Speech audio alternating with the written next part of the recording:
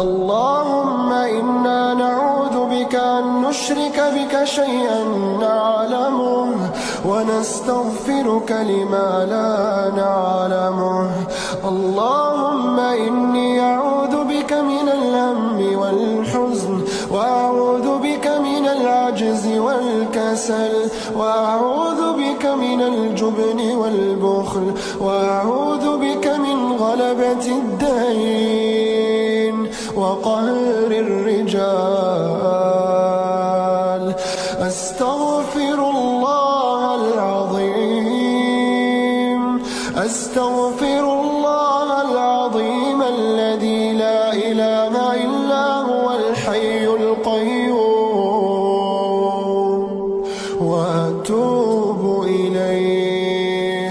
لا إله إلا الله وحده لا شريك له، له الملك وله الحمد وهو على كل شيء